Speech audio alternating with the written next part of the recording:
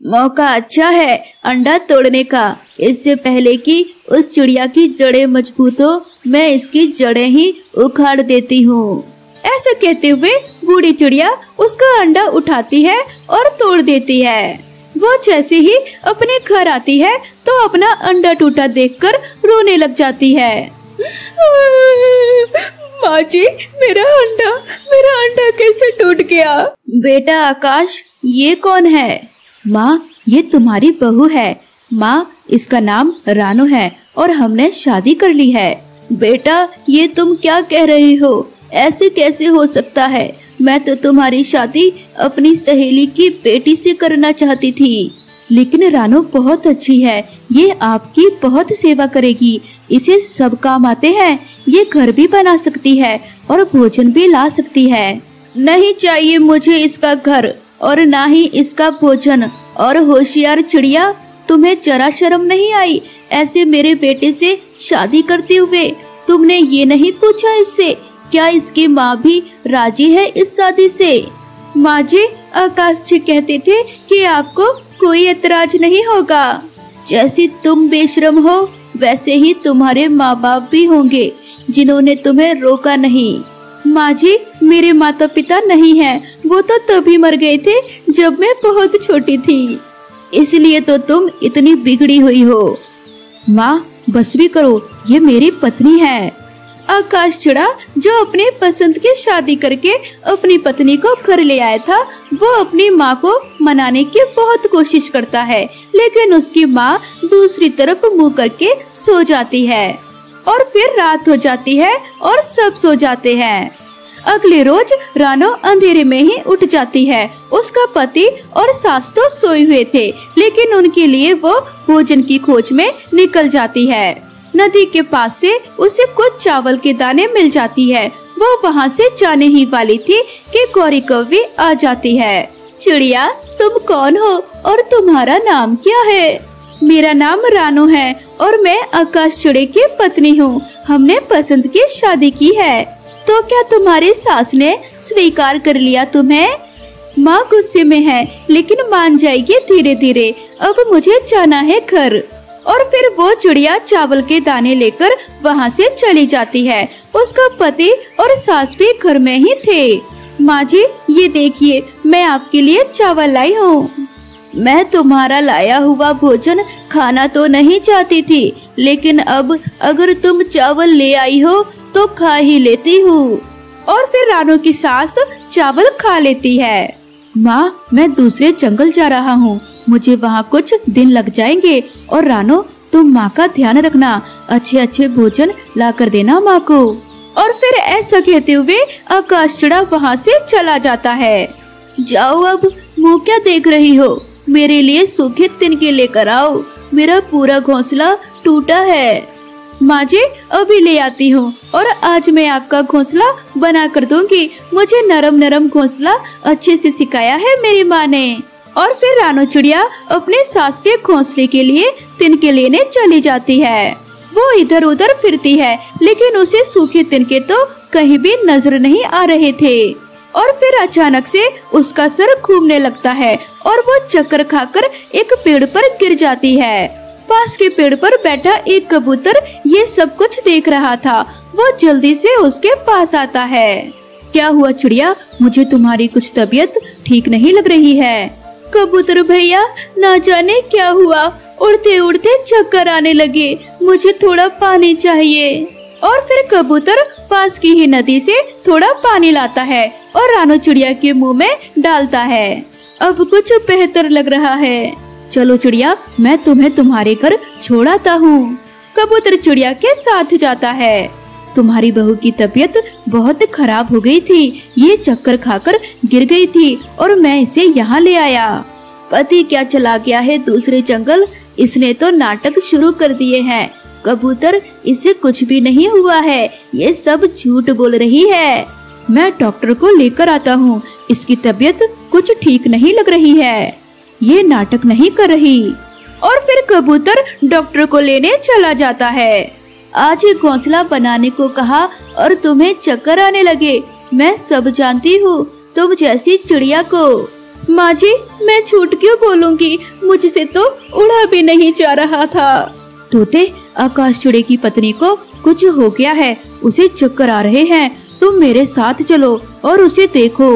उसे थोड़ा ठंडा पानी पिलाना था। वो तो मैंने पिला दिया है। मैं चलता हूँ तुम्हारे साथ।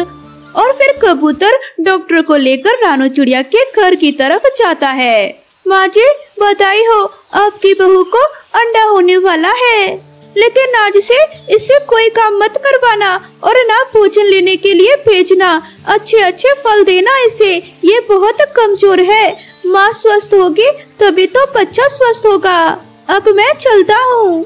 और फिर तोता डॉक्टर वहाँ से चला जाता है। माँ जी, देख लिया, ये नाटक नहीं कर रही थी।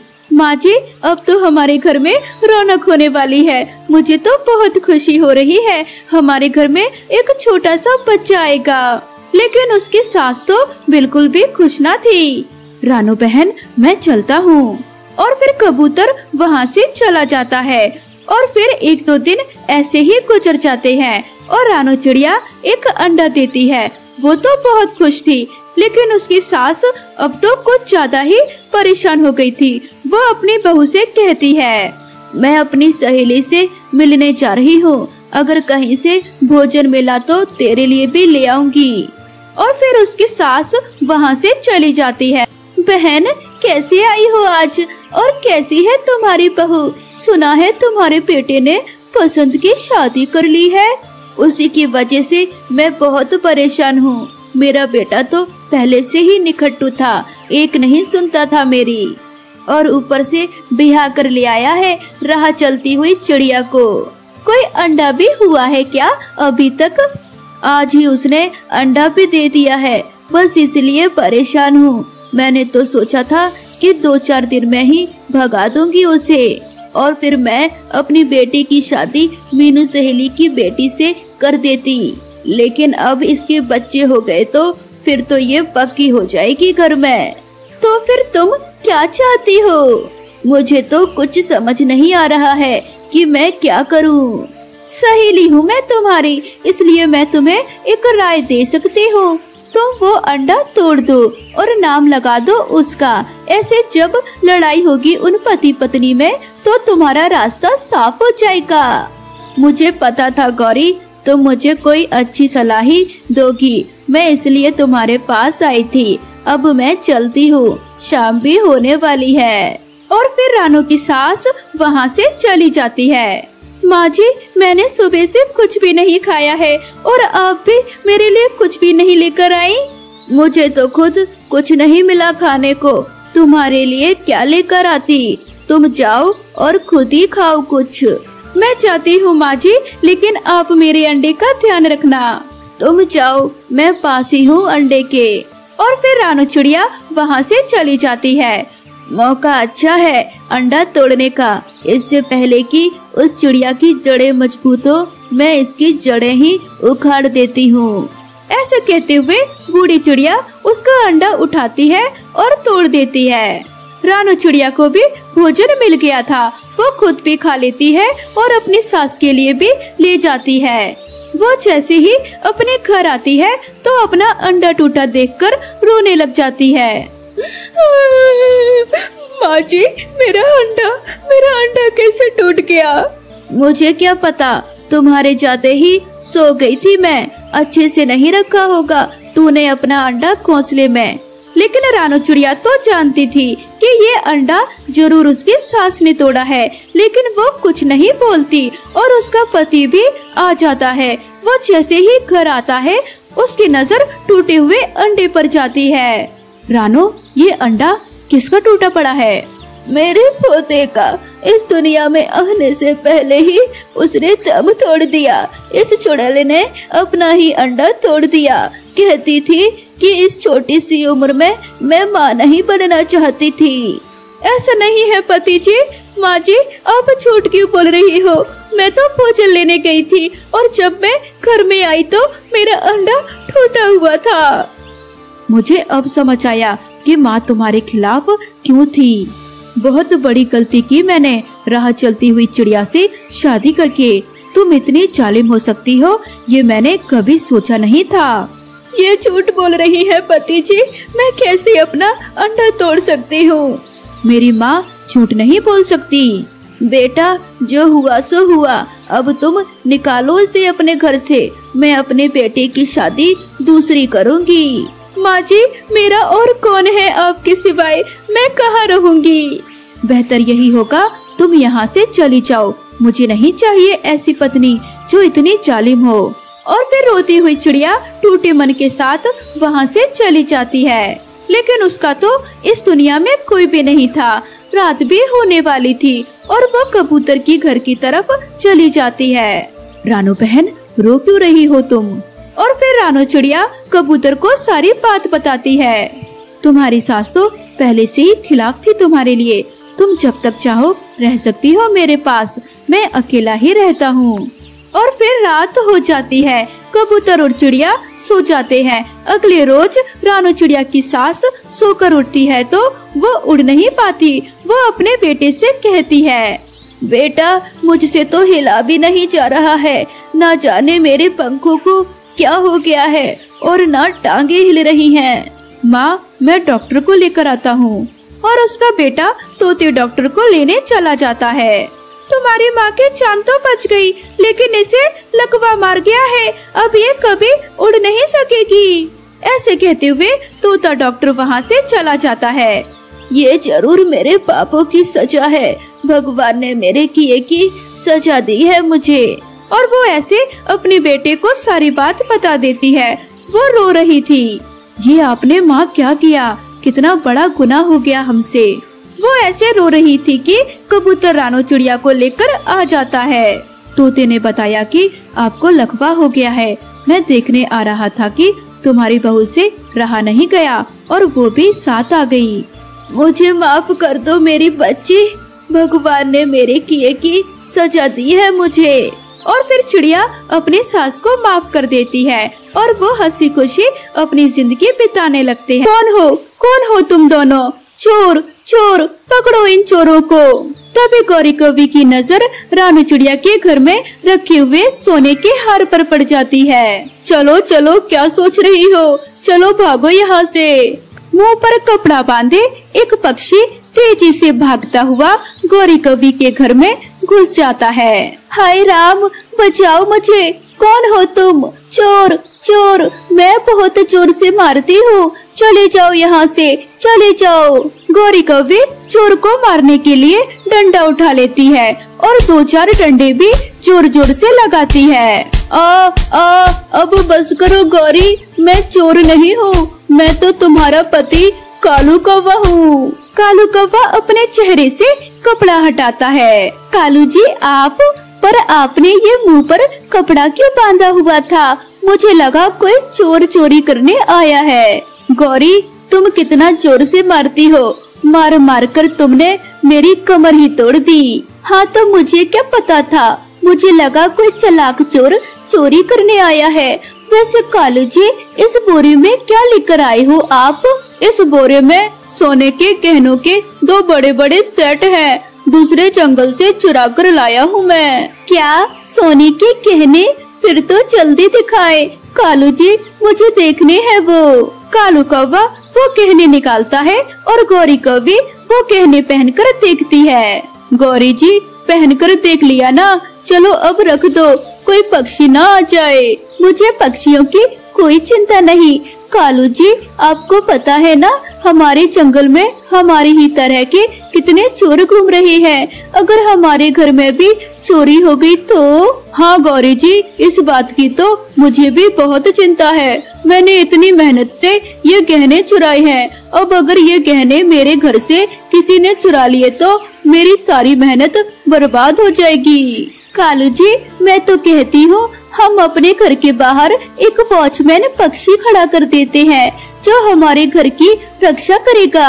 उपाय तो बहुत अच्छा है, वॉचमैन पक्षी होगा तो जंगल में चोरियां नहीं होंगी। परंतु गौरी जी वॉचमैन पक्षी को भी तो पगार देनी पड़ेगी ना हमें। हाँ कालू जी हम अकेले तो पगार नहीं दे सकते, आप जंगल के पक्षियों से जाकर बात करो कि सब पक्षी मिलकर एक वॉचमैन रख ले।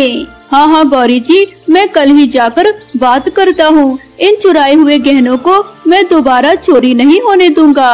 चोर कालू कौवा खुद चोर होकर दूसरे पक्षियों से डर रहा था।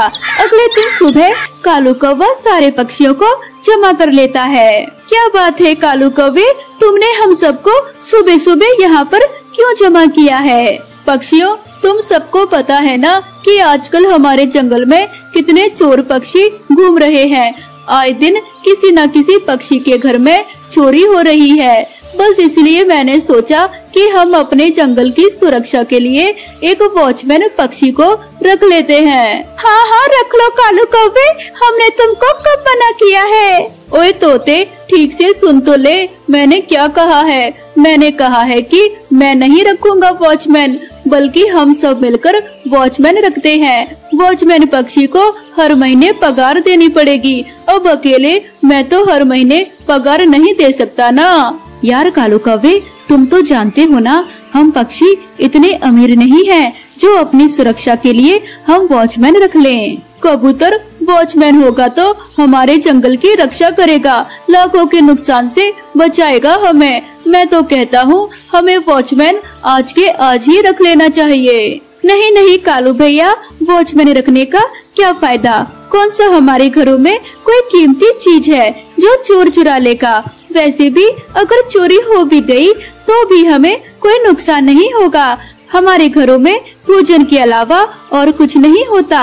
हम अपने घर की सुरक्षा खुद भी कर सकते हैं। बिना बात के वॉचमैन को रखकर पैसे क्यों बर्बाद करें? हाँ हाँ राना चिड़िया ठीक कह रही है, हमें नहीं रखना कोई वॉचमैन। हाँ हाँ, मैं भी रानो चिड़िया की बात से एकदम सहमत हूँ। हाँ हाँ, फालतू पैसा थोड़ी ना है जो वॉचमैन को पगार देते रहें। हम अपने घर की सुरक्षा खुद करेंगे अब से। सारे पक्षी रानो चिड़िया की बात मानकर कालू कौवे को वॉचमैन रखने के लिए मना कर देते हैं, जिसके कारण कालू कौवे को बहुत ज्यादा गुस्सा आ रहा था। गौरी जी, पक्षी तो मान जाते, पर रानो चिड़िया ने इतनी बड़बड़ की कि रानो चिड़िया की बात मानकर सब पक्षियों ने वॉचमैन रखने से मना कर दिया। हाँ, अगर अच्छा खासा वॉचमैन रख लेते तो चिंता ना होती, पर रानो चिड़िया ने सारा प्लान चौपट कर दिया। कालू जी, जब तक रानो चिड़िया के घर में खुद चोरी नहीं होगी तब तक वो वॉचमैन के लिए नहीं मानने वाली। कालू कौवा गौरी कवि की बात सुनकर सोच में पड़ जाता है। अरे वाह, उपाय मिल गया। जब रानो चिड़िया के घर में चोरी होगी तब रानो चिड़िया खुद वॉचमैन रखने के लिए मान जाएगी। परंतु कालू जी, उसके घर में चोरी करेगा कौन? कालू कौवा गौरी कवि को सारा अच्छे से प्लान बताता है। रात हो जाती है। कालू कौवा और गौरी कवि मुंह पर कपड़ा बांधे रानो चिड़िया के घर में घुस जाते हैं। कालू जी, वो गमला नीचे गिराए ताकि रानो चिड़िया की आँख खुले और रानो चिड़िया देखे कि उसके घर में चोर घुस आए हैं। कालू कौवा हाथ मारकर वह गमला नीचे गिरा देता है। गमला टूटने की आवाज से रानो चिड़िया की आँख खुल जाती है। कौन हो तुम दोनों? चोर चोर, पकड़ो इन चोरों को। तभी गौरी कवि की नजर रानो चिड़िया के घर में रखे हुए सोने के हार पर पड़ जाती है। चलो चलो, क्या सोच रही हो? चलो भागो यहाँ से। कालू कौवा और गौरी कवि रानो चिड़िया से बचकर तुरंत वहाँ से भाग जाते हैं। शुक्र है मेरी आँख खुल गई, वरना वो चोर मेरे घर में चोरी कर लेता। कालू कौवा ठीक कहता है, हमें अपने जंगल में अब वॉचमैन को रख ही लेना चाहिए। वहीं दूसरी तरफ कालू कौवा रानो चिड़िया को डराकर बहुत ज्यादा खुश हो रहा था। गौरी जी, हम सफल हो गए। देखना कल सुबह रानो चिड़िया खुद ही वॉचमैन रखने का बोलेगी। गौरी कवि ने तो जब से रानो चिड़िया का वो सोने का हार देखा था, वो तो बस उसी हार में खोई हुई थी। क्या हुआ गौरी जी, कहाँ खोई हो तुम?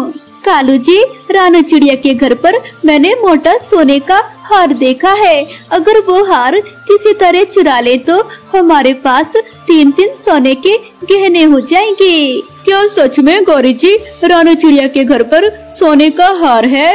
हाँ हाँ कालू जी, एकदम चमकीला मोटा सोने का हार है। वो दोनों कौवों के मन में सोने के हार का लालच आ जाता है। गौरी जी आज फिर से रानू चिड़िया के घर में चोरी करेंगे और उसका वो सोने का हार चुरा लेंगे।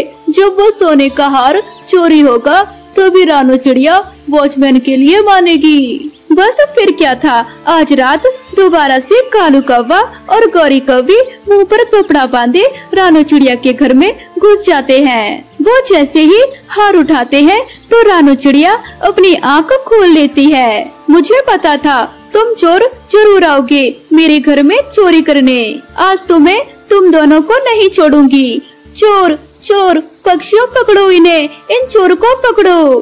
कालू कौवा और गौरी कौवी डर जाते हैं। वो दोनों बाहर की तरफ भागते हैं, पर बाहर तो पहले से ही सारे पक्षियों ने उन दोनों को घेरा हुआ था। चलो पक्षियों, सब अपने अपने डंडों से इन चोरों का कीमा बना दो। सारे पक्षी कालू कौवे और गौरी कौवी की खूब पिटाई लगाते हैं। बुरी तरह से मार पड़ने से उन दोनों कौवों का तो एक पंख टूट गया था। अरे ये तो कालू कौवा और गौरी कौवी है। अच्छा, तो तुम दोनों रानू चिड़िया के घर में चोरी करने आए थे। एक तो वॉचमैन रखने की बात करते हो और दूसरी तरफ खुद ही चोरी करते हो। शर्म आनी चाहिए तुम दोनों को। तुम दोनों को अच्छी सजा मिली। अब तुम दोनों हमेशा एक पंख से ही उड़ना। दोनों कौवों ने अब चोरी न करने का पक्का फैसला कर लिया। ये ले दोस्त, ये दारू पी जो सारे गम भुला देता है। तू भी इसे पीना शुरू कर दे, फिर सारे गम भूल जाएगा। क्या तुम सच कहते हो? इस दारू को पीने के बाद मेरा सारा गम कम हो जाएगा? कम क्या, जड़ से ही खत्म हो जाएगा। ये दारू है मेरे दोस्त, ये तो बड़े बड़े गमों को भुला देती है। ये कालू कौवे की 3 बेटियां थीं और तीनों बेटियां एकदम सही सलामत थी।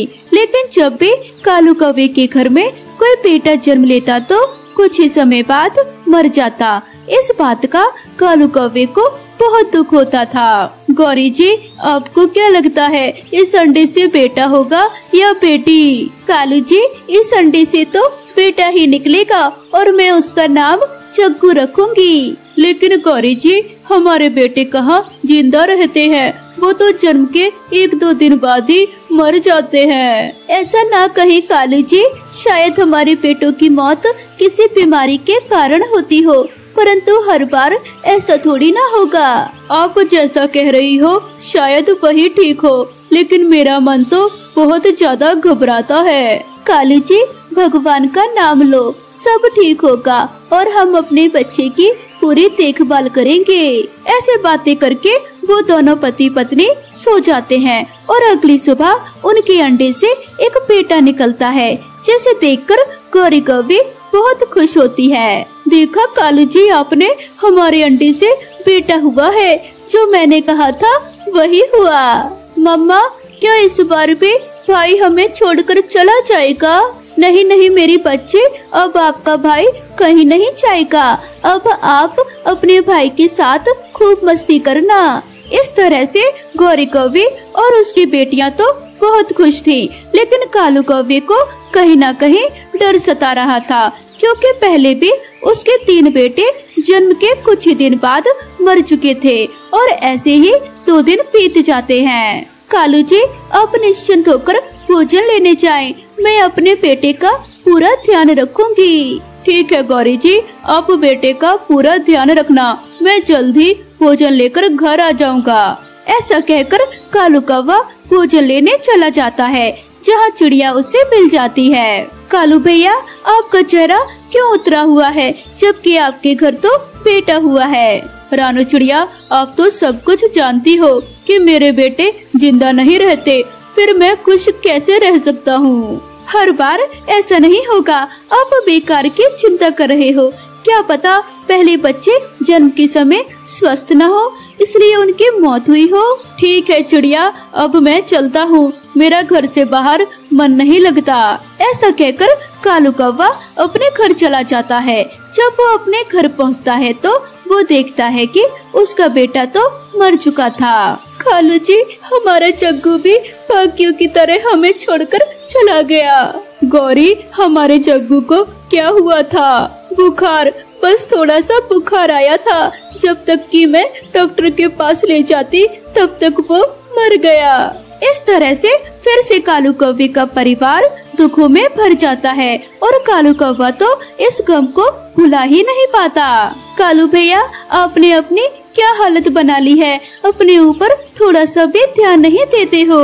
हाँ कालू, तो कितना दुबला पतला हो गया है, अपने ऊपर थोड़ा सा तो ध्यान दे, तेरे 3-3 बेटियां हैं। ठीक है, अब मैं भोजन लेकर घर जाता हूँ। ऐसा कहकर कालू कौवा वहाँ से चला जाता है। वो सीधे अपने दोस्त भूरे के पास जाता है, जो कि सारा दिन नशा करता था। भूरे मेरे दोस्त, मैं क्या करूँ, मैं अपनी बेटी की मौत का गम भुला नहीं पा रहा हूँ। मैं दिन रात उसी की यादों में खोया रहता हूँ। ये ले दोस्त, ये दारू पी, जो सारे गम भुला देता है। तू भी इसे पीना शुरू कर दे, फिर सारे गम भूल जाएगा। क्या तुम सच कहते हो? इस दारू को पीने के बाद मेरा सारा गम कम हो जाएगा? गम क्या, जड़ से ही खत्म हो जाएगा। ये दारू है मेरे दोस्त, ये तो बड़े बड़े गमों को भुला देती है। ये सुनकर कालू कौवा थोड़ी सी दारू पी लेता है। उसे दारू कड़वी लगती है। ये कितनी बेकार है और इसका स्वाद भी कड़वा है। कालू, तूने पहली बार पी है ना, वरना स्वाद तो बहुत अच्छा है, मैं तो रोज पीता हूँ। ठीक है, मैं अब अपने घर जाता हूँ, कल फिर से आऊँगा। ऐसा कहकर कालू कौवा वहाँ से चला जाता है। कालू जी, आप इतनी देर तक कहाँ थे? गौरी जी, मैं अपने दोस्त के घर गया था। क्या कालू जी, आपने शराब पी रखी है? आपके मुंह से तो बदबू आ रही है। नहीं नहीं गौरी, मैंने शराब नहीं पी। ऐसा कहकर कालू अपने घोंसले में गिर जाता है और सो जाता है। आज से पहले तो कालू जी ने दारू को हाथ भी नहीं लगाया, पता नहीं आज कैसे दारू पी ली। ऐसे सोचकर गौरी कौवी भी सो जाती है और दूसरी रोज कालू कौवा फिर से अपने दोस्त भूरे के घर जाता है। आ गए मेरे दोस्त, मुझे पता था आप जरूर आओगे। हाँ मेरे दोस्त, आपने ठीक कहा था, दारू पीने के बाद तो मैं चैन से सो गया। कालू कौवे की ये बात सुनकर भूरा मन ही मन सोचने लगता है, 1-2 दिन इसे अपने पैसों से ही और पिला देता हूँ। जब इसे आदत लग जाएगी तब खुद ही कहीं से भी जुगाड़ कर लाएगा और फिर मेरी तो मौज हो जाएगी। बहुत देर हो गई है भूरे दोस्त, जल्दी से पैक बनाओ। ये सुनकर भूरा तो 2 पैक बना लेता है और एक कालू कौवे को देता है और दूसरा खुद पी जाता है। मेरे दोस्त, अब नहीं मुझे किसी की चिंता, दारू है तो सब कुछ है, दारू नहीं तो कुछ भी नहीं। ऐसा कहकर कालू कौवा खूब दारू पीता है और शाम होने तक भूरे के घर में ही रहता है। कालू, अब आराम से अपने घर जाओ, रात बहुत हो चुकी है। भूरे मेरे दोस्त, तू मेरी कितनी फिक्र करता है, तेरे जैसा दोस्त तो मुझे कहीं नहीं मिलेगा। अब मैं चलता हूँ, बाय बाय, गुड मॉर्निंग। ऐसे लड़खड़ाते हुए कालू कौवा अपने घर पहुँच जाता है। कालू जी, आपने कितना नशा किया है, ठीक से खड़े भी नहीं हो पा रहे हो। चुप गौरी, एकदम चुप, मैं तो ठीक से खड़ा हूँ, आप ही मेरे सर पर उल्टी खड़ी हो। पहले खुद सीधी खड़ी हो जाओ, फिर मुझसे बातें करना। आपसे तो मैं सुबह बात करूँगी, अभी आपसे बात करना बेकार है। फिर गौरी कौवी भी दुखी मन से सो जाती है, परंतु कालू कौवा तो सुबह होते ही सबसे पहले जाकर दारू पीने अपने दोस्त के घर भाग जाता है। दोस्त, दारू की बड़ी हुड़क आ रही है, जल्दी से बोतल लेकर आओ। कालू, मेरे पास तो एक भी पैसा नहीं है, फिर मैं बोतल कैसे लाऊं? अब तुझे बिना दारू पिए ही यहाँ से जाना पड़ेगा। रुक मेरे दोस्त, मैं अभी घर जाकर पैसे लाता हूँ, फिर दोनों मिलकर दारू पिएंगे। फिर कालू कौवा तेजी से उड़ता हुआ अपने घर आता है और सारे पैसे निकालकर ले जाता है। भूरा उन पैसों से दारू की पूरी पेटी ले आता है। फिर वो दोनों खूब दारू पीते हैं और नशे में धुत होकर वहीं पड़े रहते हैं। इतनी सुबह सुबह ये कालू जी कहाँ चले गए? गौरी कौवी अपने सारे पड़ोसी पक्षियों से कालू के बारे में पूछती है पर कहीं भी उसे कालू नहीं मिलता। गौरी, मुझे तो लगता है कालू भूरे के साथ नशा करता है, हमें कालू को वहीं देखना चाहिए। हाँ कबूतर, आप सही कहते हो, कालू वहीं गया होगा। कुछ दिनों से रोज शाम को वो नशा करके आता है। फिर वो सभी कालू कौवे को ढूंढने भूरे के घर जाते हैं, जहाँ कालू नशे में धुत पड़ा था। उठो कालू जी, उठो, आप इतना नशा क्यों करते हो? आपको हमारी बेटियों की जरा भी चिंता नहीं है। हाँ कालू भैया, आपको इतना नशा नहीं करना चाहिए, दारू पीना तो बुरी बात है। हाँ कालू, दारू पीने से घर बिगड़ता है, फिर तू ये दारू क्यों पीता है? सभी पक्षी कालू कौवे को समझा रहे थे, लेकिन कालू कौवा तो कुछ भी नहीं बोल पाता, क्योंकि वो नशे में धुत था। कबूतर, आप कालू को घर छुड़वा दे, अभी इनसे कहना कुछ भी ठीक नहीं है, इन्होंने बहुत नशा किया है। फिर कबूतर कालू को घर ले आता है और उसे घोंसले में लिटा देता है। गौरी कालू कौवे के लिए नींबू पानी लाती है। फिर कुछ देर बाद कालू का नशा उतर जाता है। आप सब यहाँ, मेरा दोस्त भूरा कहाँ है और मेरी दारू कहाँ है? आप अपने दोस्त के घर पर बेहोश पड़े थे और भूरा भी वहाँ नहीं था। वो तो अच्छा हुआ जो कबूतर भैया आपको यहाँ ले आए। हाँ कालू भैया, आप तो इतने बुरे ना थे, फिर आप इतनी दारू क्यों पीते हो? दोस्तों, मैं अपने गम को भुलाने के लिए शराब पीता हूँ। अरे वाह, तू तो नशा करके अपने गम को भुला देगा। क्या गौरी को अपने बच्चों का दुख नहीं है? वो एक माँ होकर भी अपनी बेटियों के खातिर जी रही है, क्योंकि उसे पता है माँ बाप के सिवाय बच्चों का कोई नहीं होता, और तू नशे की ओर बढ़ रहा है। कबूतर की ऐसी बातें सुनकर कालू कौवे को अपनी गलती का एहसास हो जाता है और वो सभी से माफी मांगता है। मुझे माफ कर दो गौरी, मैं आज के बाद दारू कभी नहीं पीऊंगा और अपनी बेटियों की परवरिश बेटों की तरह करूंगा। और फिर कालू कौवा कभी शराब नहीं पीता और अपने परिवार के साथ हंसी खुशी रहने लगता है।